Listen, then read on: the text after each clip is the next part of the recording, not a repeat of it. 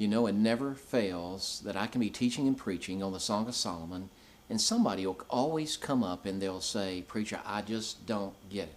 How in the world can you use Solomon as an example of a godly marriage?" I mean, he's the man who had 700 pagan wives. He's a man who had 300 concubines, and these wives, these concubines, turned his heart away from God. I mean, how can you use him as an example? Well, I think our understanding needs to drift back to the Song of Solomon. That is the first marriage relationship that he had. That is his Shulamite bride when he was a very, very young man, not an old man, but a young man, his first love. And we see, as God gives us in this little book, the Song of Solomon, a beautiful romantic relationship and the marriage relationship the way God intended for it to be. And we see also that their marriage was founded in their relationship with God. Now, Solomon, as he grew older, got distracted. You know, we can all get distracted by a lot of different things. Sometimes we can get distracted by our job, or we can get distracted by pleasure and sports and many other things. Well, Solomon's distraction was women, and he got distracted by other women. And he took on these additional wives, and he took on these concubines, and they turned his heart away from God. And we see in Ecclesiastes, which is a book that Solomon wrote as an older man, that he looks back on his life and he looks at all the mistakes that he made, and he says so many things were so vain.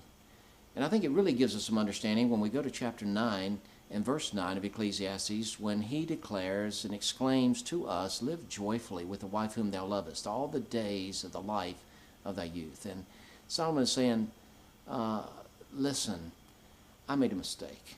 God gave me this precious young bride when I was a young man, and she was the love of my life. And I made a mistake, and I took on other wives. I got distracted, and I sinned against God, and I sinned against her. And he's saying, don't make the mistake that I made.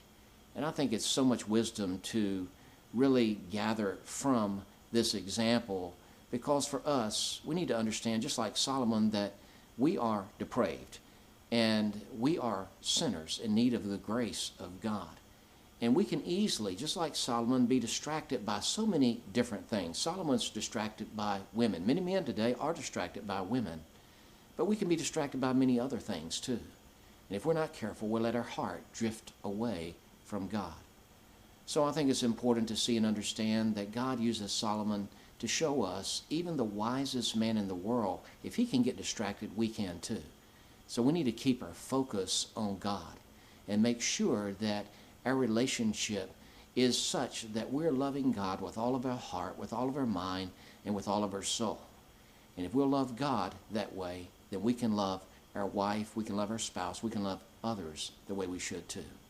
I hope this clears up this understanding of using Solomon as an example in marriage.